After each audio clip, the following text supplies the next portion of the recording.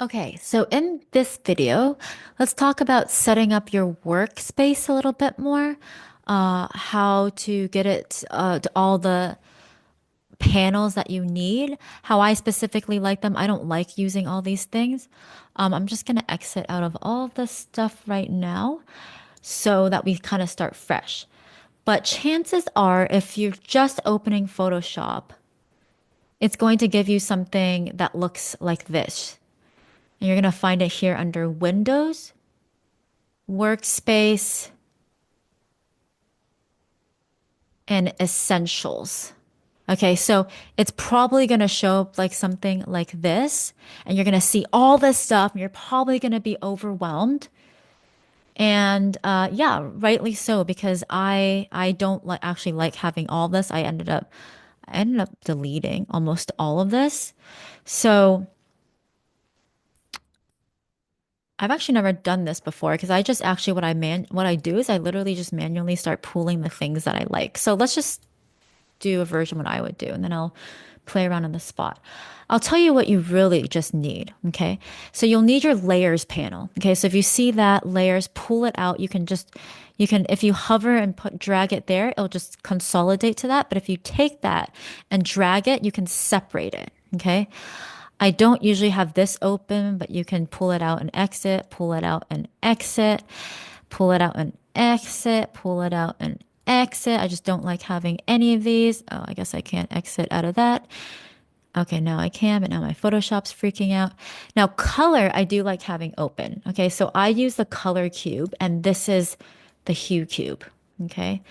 And when we talk a little bit more about color and choosing shapes or brushes with color, I'll talk more about that. But right now, I kind of just want to show you how you can hide things. And I'm probably doing it in an incorrect old school way, but I'm just dragging everything out and honestly exiting out of it. Now you can click these arrows as well. So this is like expanding the panel and closing it. So if I click this, it's like crushing it, it's collapsing it. So I can just do that because it's not taking up too much space. But really, I like to just have layers, color. This whole bar on top we'll talk about later on. Oops. But that should already be their default. And this here should be here default. So this is your tools. Okay. Now, I wonder what would happen actually if I just deleted my workspace. Oh, I see. So I have a workspace. Okay. So this is what I would do if I was, opened up with all that stuff and I would start deleting things. This is the core stuff that I would have. But let's say I don't have any of this and you're like, "Oh my gosh, where did everything go?" Right? I have my canvas, but I was like, I paint something. I'm like, "Where's the layers? I don't know what layers this is on." Don't worry. You can find everything back in Windows. Okay? So if I go to Windows, I can now click and choose what I actually want open. So out of all these things, I know it's a lot, don't worry about it. The main things that I have open are color, which you just saw. So this is the hue cube. Okay. Now, just for caveat, if you're wondering what this is and you click on it, it's just different ways to pick color. I like the hue cube. You can play around and play with the brightness cube, the color wheel. I use this on Infinite Painter, and I talk about this later in my bonus lesson about different ways to view color. So I like this one as well. RGB sliders, I won't be talking about because, quite frankly, I don't understand them quite completely yet, and they're a complete brain twist. HSB is another fun one where you're basically playing with hue, saturation, and brightness, and I talk about this later in color. But I think Hue Cube is the easiest one for me to interpret, and the color cube that I'll be using throughout all the lessons. So I would just stick with Hue Cube. Okay. So again, that's window color. And now you can see it's checked. Okay. Now, I also had layers, right? So let's click layers and now voila, it will show up. Okay. And I like to have my layers somewhere on the left or right. Later on, we'll talk about how to add a layer, to delete a layer, all that stuff. Right now, I'm just talking about the workspace. So I also want my tools. Okay, so that long tools that you saw, those are really important because if you saw my overview of Photoshop, I'm going to be using a lot of these tools, not a lot, but some of them, like the lasso tool The brush tool B, which is very basic. Brush tool, you just need, it's just the brush you paint with. This is really all you need to know in Photoshop if you just want to start playing around. B for brush. And we'll use the gradient tool and the U tool. And that's really about it. So I'll go over these later on. But again, that's window tools. Okay. So that is down here. Now I'll just tell you another really helpful one is window. If you go to Windows, Navigator, and drag it out. Okay, so I like it small. And sometimes you drag it, it'll merge with something else. Like now color and navigator are merged. Don't worry. Just click on it, drag it out, and now it becomes its own separate thing. Navigator is kind of like a little viewfinder. So it's like I can see whatever I'm painting small. Okay, and if you drag this, it'll zoom in and out for you. So it's another way of pressing command minus, minus, minus, or plus, plus, plus, plus, plus. You can see when I do that, this is moving. But this is really helpful for me, right? Because, for example, let's just say I trying to open up a file really quick, just a random file. All right, we're gonna open up a picture of a ramen noodle dish because that's what I have on my desktop because I was building ramen on Blender. So you can see that this is just like you can see it very small, and this is a really helpful way to see if your values are working, the colors are working, etc. And it's almost basically like squinting at your painting if you're a traditional painter and stepping back from your painting from your easel. It's very similar to that. Okay. In fact, I'm going to drag this all out. I'm just going to delete it because it was annoying me. So Navigator is a helpful one. Let's see, what else do we need? Ah, brushes, obviously. Okay. So let's talk about brushes and also how to download brushes. Okay. So brushes, if you go to Windows, brushes, that all popped up, but let's just exit out of that for now. Okay. So I have this. Okay. So you can see I have a lot of brush presets right now. These are things that I've bought from other people, gotten from other people. Like I have Marco Bucci's brush pack. I have McCain's brush set right here. And you should have been able to download my brush set. Okay, so if you downloaded my brush set and you saved it, then you should be able to go to here, these three lines right here, click import brushes, and hopefully, I'm going to change, I'm gonna share my screen so you can see what I'm doing. Oh, that's really strange.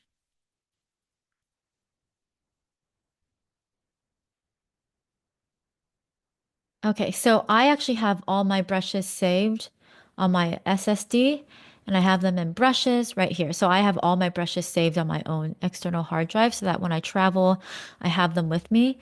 That's just the way I do it. So I have my brushes right here that I actually gave to you guys. So Tiff main brushes pared down just because I cleaned it up a little bit. So I click on that and click, oop, what just happened?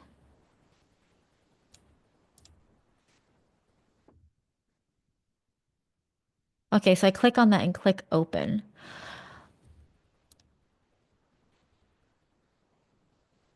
Let me try that again really quick. Okay, I'm gonna do that again. So I'm gonna go here, import brushes, and depending on where you saved your brushes, I saved mine on my SSD, and then I have a folder called brushes, and these are all brush packs I bought from other people, gotten from other people. I'm gonna choose this one. Okay, so I'll just maybe list them so you can see the name. I'm going to download Tiff Main Brushes 2025 pared down. Click on that and click open. And now you can see it shows up at the bottom. It showed up twice because I actually just imported it. Now that's okay. If I want to delete it, all I do is right click on this and click delete group. Click OK, and now you can delete it, right? Now if you want it up top, you can drag it up top. And now if you open it, Sorry, I don't know why there's a subfolder. I'm really sorry about that. So now you can just drag it out of that subfolder and then delete this group right there because it's just empty. Oh my goodness, this is crazy. I didn't even know it was like that. Okay, I'm sorry. I don't know why there's like two subfolders. That's really weird. So I'm going to delete that as well. And then now you should have all the brushes you see here. Okay. So that's how you import brushes. But that was really annoying how I had two subfolders. Now, if you want to save the tool preset, I'm actually going to try to do this right now and show you. So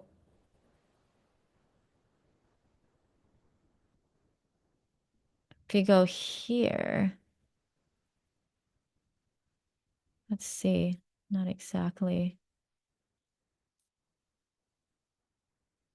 And I click export. I'm going to just try to rename this TIFF brushes 225. Just give it some crazy name so I know it's the latest one. I'm going to save that. Okay, so if you save it and let's say you really like that brush group, then you know that when you save it, you can always, re-import it in and stuff like that. So I've saved that and then let's just try again. Let's just see if I can go to now import brushes and I'm going to import the one I just saved. So TIFF brushes, new.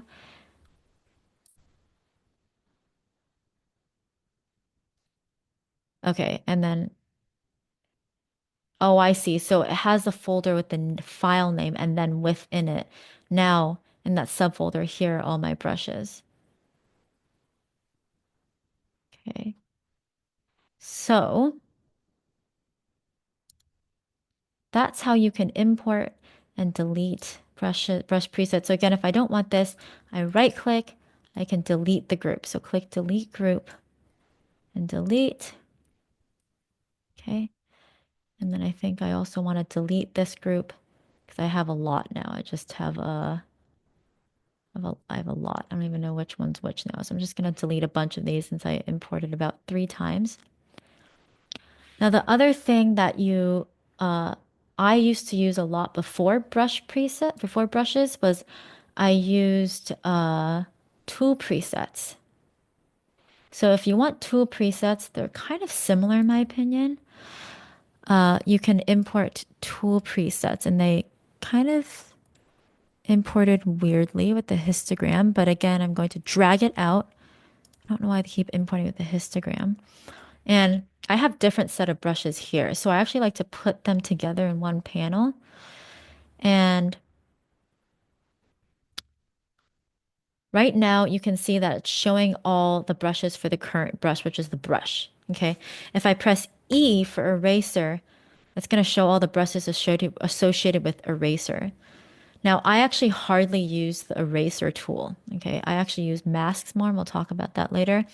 But let's just go to B, which is shortcut for brush. You can see it switched to all my other brushes. So I'm not going to go into brushes just yet, but if you have my tool presets, you can go ahead and just have fun and play around with all these different kinds of brushes and see what textures they give you and whatnot. My tool presets is not as organized, so I'm sorry about that. I really only use the like first ones labeled 000. It's because they're up top. And I kind of mostly use my brushes here in TIFF in this one right here. So in the main brushes I give you, I use this one the most, best graphic brush.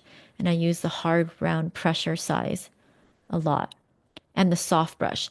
Those are honestly the 3 brushes that you will use the most.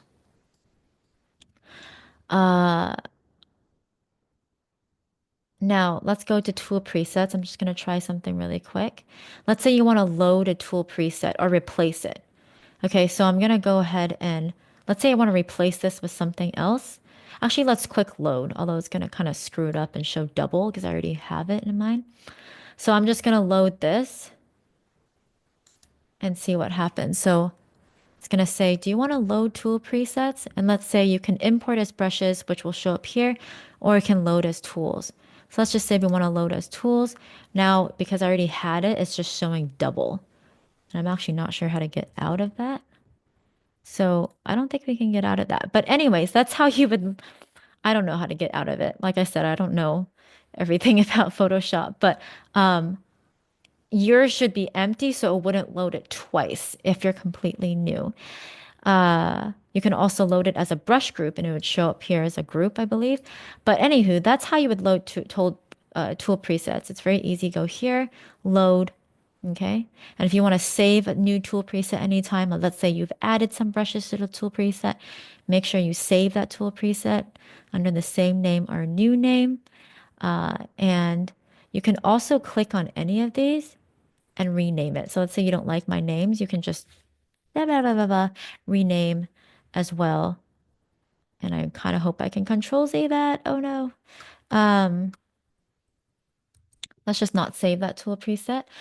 But you can go in here as well. And I believe that I'm just going to delete this. Or maybe I won't delete that group for now. But um, you can click here and you can rename brush. So let's say you want to name it as my awesome brush. That's totally fine. And you can rename it as how you like it. Okay.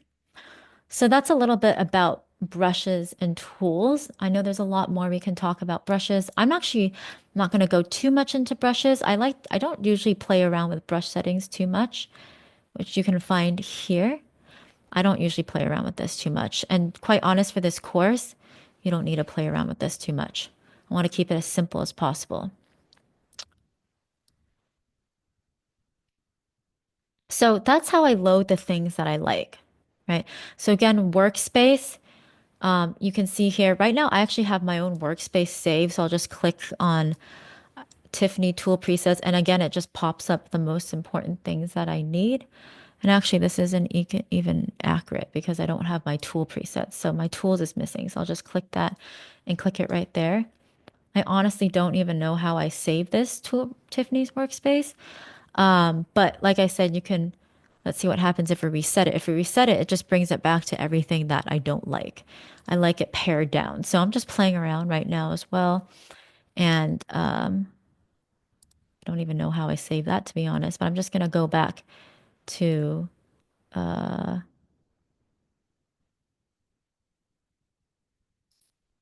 this, and because it's kind of screwed it up, I'm going to delete everything I don't need.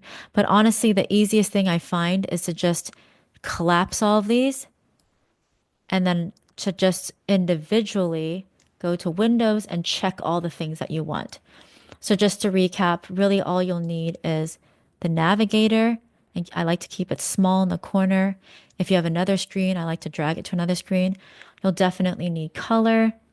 You'll need to brushes, tool presets. Honestly, if you just have brushes, that's fine as well.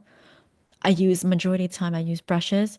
And you'll need your layers panel and your tools panel. Okay, so tools. So again, going back, that's your brushes, your color, the hue cube, your layers panel, your navigator. Okay, tool presets. Yeah, it's still double right now. And tools right here. Okay, everything else, honestly, don't even know what they do. So I don't really have them open. So this is how my workspace usually looks like. Now, the last thing we're going to talk about is to set up your proof setup. Now, this is something I learned from Marco Bucci.